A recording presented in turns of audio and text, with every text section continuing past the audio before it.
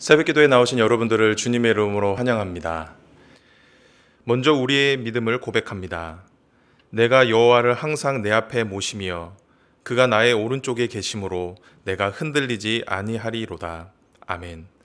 우리의 생명이신 하나님, 오늘도 하나님의 은혜로운 돌보심 가운데 살게 하옵소서.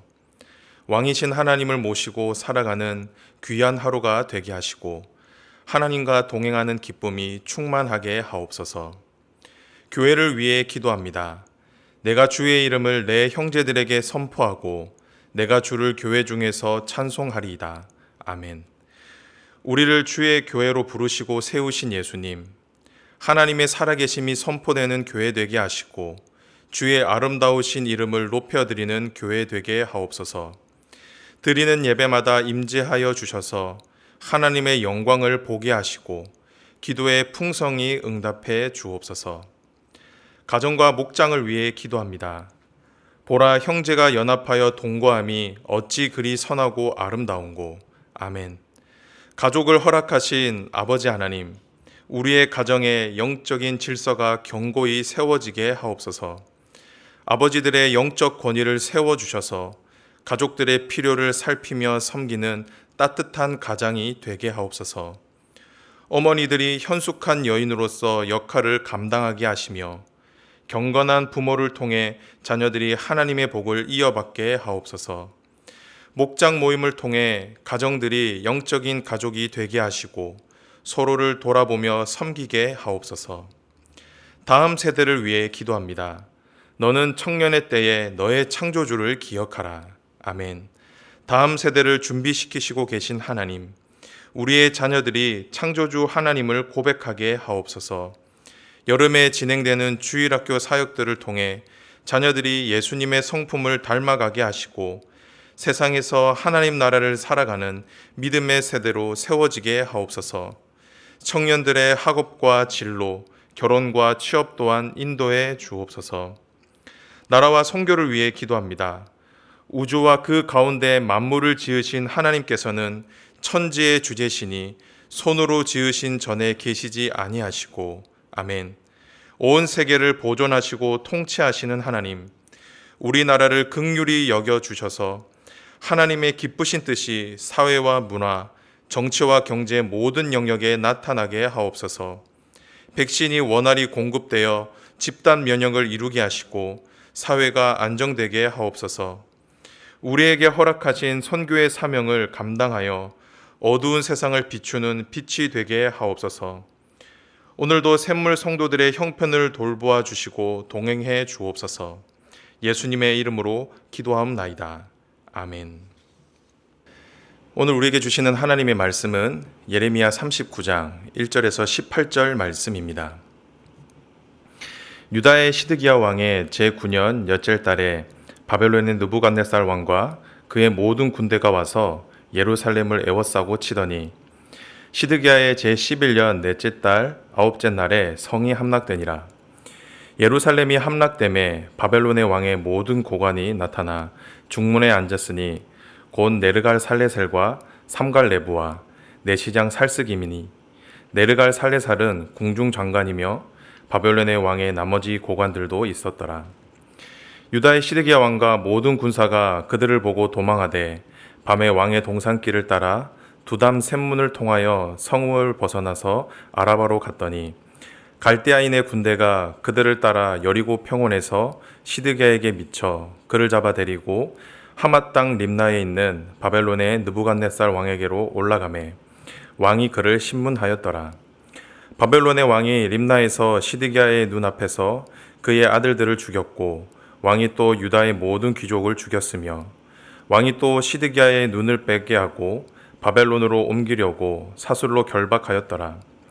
갈대아인들이 왕궁과 백성의 집을 불사르며 예루살렘 성벽을 헐었고 사령관 느부사라단이 성중에 남아있는 백성과 자기에게 항복한 자와 그 외에 남은 백성을 잡아 바벨론으로 옮겼으며 사령관 느부사라단이 아무 소유가 없는 빈민을 유다 땅에 남겨두고 그날의 포도원과 밭을 그들에게 주었더라.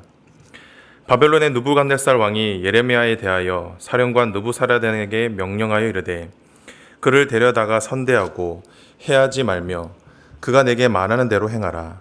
이에 사령관 느부사라단과 내시장 느부사스반과 궁중장관 네르갈 살레셀과 바벨론의 왕의 모든 장관이 사람을 보내어 예레미야를 감옥들에서 데리고 사반의 손자 아이감의 아들 그다리아에게 넘겨서 그를 집으로 데려가게 하매 그가 백성 가운데서 사니라. 예레미야가 감옥들에 갇혀 있을 때에 여호와의 말씀이 그에게 임하니라.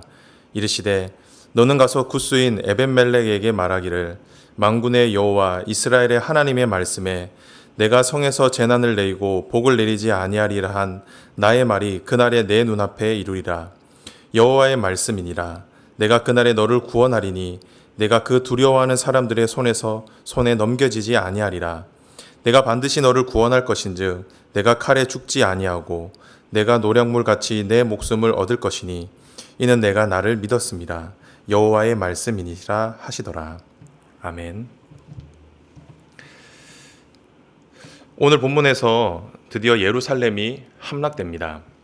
시드기야의 제11년 넷째 달 아홉째 날에 성이 함락되니 시드기야 왕 9년부터 시작된 바벨론의 공격은 20개월 동안 계속되었고 결국 예루살렘은 무기력하게 함락되고 말았습니다. 하나님의 도성이라고 일컬음을 받았던 그곳이 이방인들에 의해 무참히 짓밟히게 되었습니다. 참으로 안타까운 모습인데요.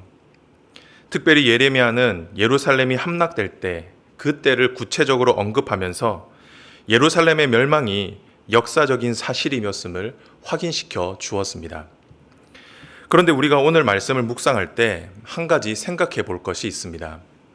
그것이 무엇이냐면 예루살렘 멸망 기사에 대한 내용이 예레미야 52장에서 또 다시 등장한다라는 것입니다. 어떻게 보면 불필요한 중복 내지는 반복처럼 보이는데요. 그렇다고 하면 왜 예레미야는 예루살렘 멸망을 반복해서 기록했을까요? 우리가 정확하게는 알 수는 없겠지만 그만큼 예루살렘 멸망이 예레미야에게 중요했기 때문이었습니다. 중요했기 때문에 반복했던 것이죠. 그리고 예루살렘 멸망 안에 담긴 중요한 메시지가 있었기 때문입니다. 그렇다고 하면 오늘 본문에서 예루살렘 멸망이 우리에게 일러주는 교훈은 무엇일까요? 그 교훈이 무엇이기에 반복하면서까지 우리에게 말씀하셨을까요? 오늘 함께 묵상하도록 하겠습니다. 첫 번째 교훈입니다. 그것은 바로 하나님의 말씀이 이루어진다라는 것입니다. 잘 들으셔야 하는데요. 하나님의 말씀은 이루어진다가 아니라 하나님의 말씀이 이루어진다입니다. 여기에는 두 가지 의미가 담겨 있습니다. 첫 번째는 이 문장의 방점이 이루어진다에 찍혀 있는 것이 아니라 하나님의 말씀에 찍혀 있다라는 겁니다. 즉, 그 누구의 말이 아닌 하나님의 말씀만이 온전히 이루어진다라는 것이죠. 그리고 두 번째는 하나님의 말씀이 객관적인 진실이라는 겁니다. 즉, 하나님의 말씀이 이루어진다라는 것은 어떤 한 개인이 느끼고 받아들이는 감정이 아니라 그 누구나 받아들일 수 있고 인정할 수 있는 객관적인 사실이라는 것이죠. 오늘 본문이 이 사실을 저와 여러분에게 분명히 가르쳐주고 있습니다. 하나님께서는 예레미야 선지자를 통해 예루살렘의 멸망을 끊임없이 예고하셨습니다. 하지만 그 누구도 예레미야의 말을 듣지 않았고 믿지도 않았습니다. 오히려 예루살렘은 결코 망하지 않을 것이라고 했던 거짓 선지자들과 신하들의 말을 더 신뢰했죠. 그런데 오늘 본문에서 결국 누구의 말이 이루어졌습니까? 다시 2절을 보십시오. 시드기야의 제11년 넷째 달 아홉째 날에 성이 함락되니라. 예루살렘이 함락되매. 거짓 선지자들의 말이 아닌 하나님의 말씀이 이루어지게 됩니다. 오늘 본문은 이렇게 하나님의 말씀이 이루어질 것을 믿고 기다리는 독자들에게 이 사실을 알려주고자 이 말씀을 기록했던 것입니다. 성도 여러분, 이 말씀은 오늘을 살아가는 저와 여러분에게도 동일한 교훈을 줍니다. 우리는 매일 하나님의 말씀을 들으며 살아가지만 이와 더불어 세상의 말들도 함께 들으며 살아가죠. 그런데 때로는 하나님의 말씀보다는 이 세상의 말들이 이루어지는 것 같아 보일 때가 참 많이 있습니다. 그럴 때 보면 우리는 하나님의 말씀과 세상의 말들 사이에서 큰 혼란을 겪게 됩니다. 그러다가 때로는 이 세상의 말을 더 신뢰하기도 하죠. 그런데 오늘 본문은 하나님의 말씀과 이 세상의 말들 사이에서 갈등하고 있는 저와 여러분에게 무엇이라고 말씀하고 있습니까? 이 세상의 어떤 말보다 하나님의 말씀이 이루어질 것이라고 말씀합니다. 그것도 어느 누구나 경험할 수 있도록 확실하게 이루어진다라고 말씀하십니다. 그렇다고 하면 왜 하나님의 말씀이 이루어질까요? 그것은 바로 말씀하신 하나님께서 살아계시기 때문입니다. 그리고 말씀하신 하나님께서 온 세상을 다스리시는 주님이시기 때문이죠. 성도 여러분, 그렇기에 저와 여러분은 그 어떤 세상의 말들보다 하나님의 말씀을 더 신뢰해야 합니다. 이루어지지 않을 것 같은 이 세상의 말들에 소망을 두거나 그것에 나의 삶을 맡기는 것이 아니라 반드시 이루어질 하나님의 말씀에 소망을 두고 그 말씀에 나의 인생을 걸어야 한다라는 것이죠. 그렇게 할 때 하나님의 말씀이 내 삶 가운데 확실히 그리고 온전히 이루어지는 것을 경험하게 될 것입니다. 간절히 바라기는 오직 하나님의 말씀만이 이루어짐을 믿고 그 말씀에 소망을 품을 수 있는 저와 여러분이 되시길 주님의 이름으로 축복합니다. 두 번째 교훈입니다. 그것은 바로 하나님은 갚으신다라는 것입니다. 우리는 앞선 말씀을 통해 하나님의 말씀이 이루어진다라는 것을 배웠습니다. 그런데 하나님께서는 한 걸음 더 나아가 하나님의 말씀을 신뢰하는 자와 그렇지 않은 자의 결과가 분명히 다를 것을 말씀하셨습니다. 오늘 본문을 보면 예루살렘 멸망 후에 시드기야와 예레미야의 삶이 어떻게 뒤바뀌는지를 극명하게 보여주고 있는데요. 먼저 시드기야는 통치 기간 내도록 예레미야와 거짓 선지자들 사이에서 갈등했습니다. 그러다 결국 하나님의 말씀을 버리고 거짓 선지자들, 신하들의 말을 듣게 되죠. 그런데 성경은 이런 시드기야의 결말을 어떻게 말씀하고 있습니까?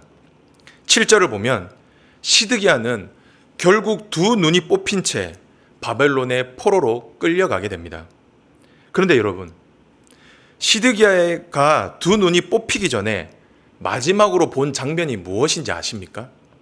바로 아들들의 죽음이었습니다. 얼마나 비참하고 고통스러운 결말이었습니까?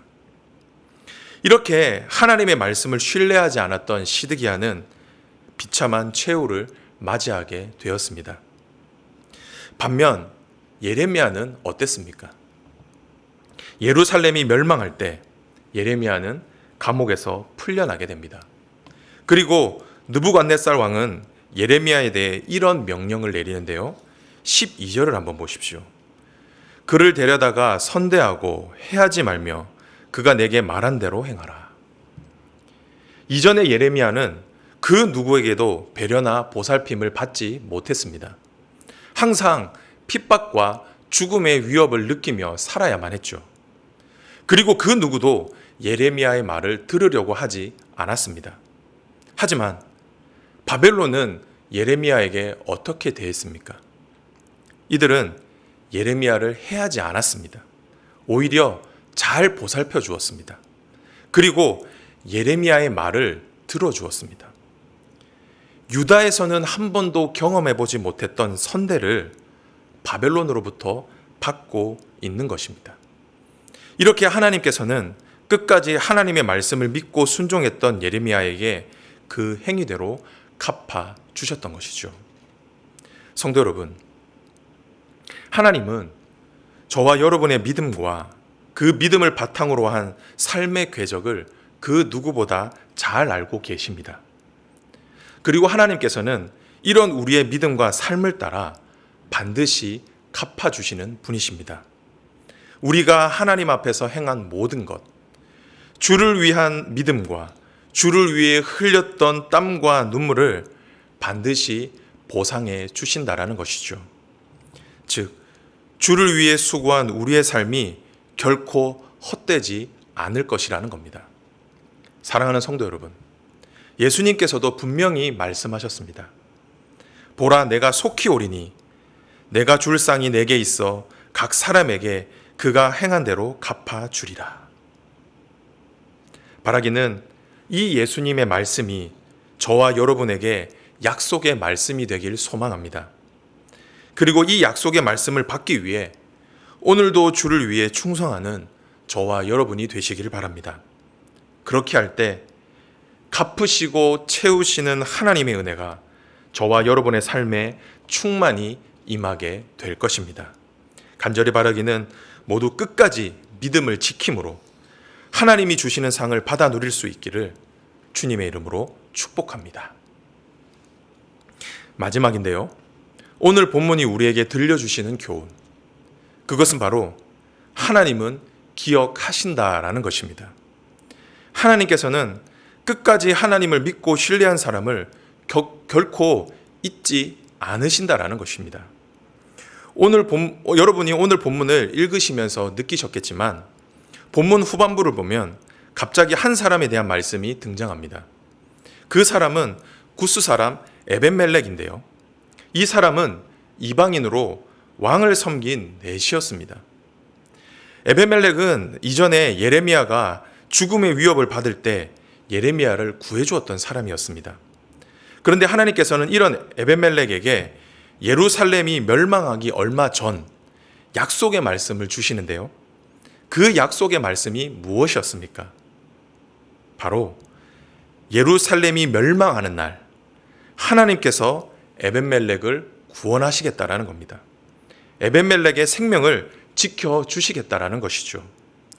그러면서 이렇게 에벤멜렉을 구원하시는 이유를 무엇이라고 말씀하셨습니까? 이는 내가 나를 믿었습니다. 무슨 말입니까? 그 누구도 하나님의 말씀을 믿지 않던 그때에 하나님의 말씀을 믿었던 에벤멜렉의 신앙을 하나님이 잊지 않으시고 기억하셨다라는 겁니다. 성도 여러분, 그런데 한번 상상을 해보십시오. 이스라엘의 멸망이 얼마 남지 않은 때였습니다. 애굽에서 종살이하던 이스라엘 민족을 하나님께서 구원하시고 자신의 백성으로 삼아주셨는데 이제 다시 이들을 바벨론의 종으로, 바벨론의 포로로 팔아야 하는 상황입니다. 하나님 입장에서는 얼마나 힘들고 또한 얼마나 중요한 시간이었겠습니까?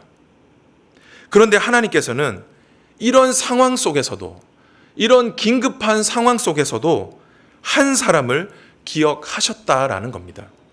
그리고 그 한 사람을 위해서 말씀해 주셨다라는 것이죠. 성도 여러분, 저는 이 말씀을 묵상하는데 이런 마음이 들었습니다. 아무도 기억하지 않았던 에벤멜렉을 하나님은 잊지 않고 기억하고 계셨구나. 그러면서 하나님께서는 저에게 이런 확신까지도 주셨습니다. 하나님은 나를 잊지 않고 기억하시는구나. 내가 주를 위해 흘리는 땀과 눈물을 하나님은 기억하고 계시는구나. 라는 이런 확신을 제 마음속에 주시는데 이 말씀이 저에게 너무나 큰 위로가 되었습니다. 사랑하는 성도 여러분, 특별히 목자와 교사 여러분, 그리고 코로나 기간에도 남모르게 주를 위해 헌신하는 모든 성도 여러분, 바라기는 이 사실을 꼭 기억하시기 바랍니다. 여러분의 수고와 헌신을 그 누구도 알아주지 않는다 할지라도 하나님만은 다 알고 계십니다. 여러분이 주를 위해 흘리는 눈물과 땀, 그리고 수고와 헌신을 하나님은 다 기억하시고 잊지 않으신다라는 것이죠. 그러니 너무 사람들의 인정이나 칭찬에 목말라 하지 마시기 바랍니다. 혹여나 나의 수고를 알아주지 않는다고 해서 섭섭해하지도 마시기 바랍니다. 왜냐하면 하나님이 인정하시고 기억하시기 때문입니다. 그리고 앞에서 말씀드렸듯이 하나님께서 다 갚아주실 것이기 때문입니다. 바라기는 이 말씀을 믿음으로 받으시고 오늘 하루도 나에게 주어진 자리에서 주를 위해 묵묵히 충성하는 저와 여러분이 되시길 주님의 이름으로 축복합니다. 말씀을 맺도록 하겠습니다. 우리가 믿는 하나님은 자신의 말씀을 이루시는 분이십니다. 그리고 자기를 위해 수고하고 헌신하는 자들을 잊지 않으시고 그 수고에 반드시 갚아주시는 분이십니다. 그 하나님께서 오늘도 살아계셔서 여러분과 함께하고 계십니다. 그리고 오늘도 주를 위해 묵묵히 수고하고 헌신할 자를 찾고 계십니다. 바라기는 저와 여러분이 예레미야와 같이 에벤멜렉과 같이 하나님의 약속의 말씀을 받아 누리는 그런 사람이 되시길 주님의 이름으로 축복합니다. 아멘.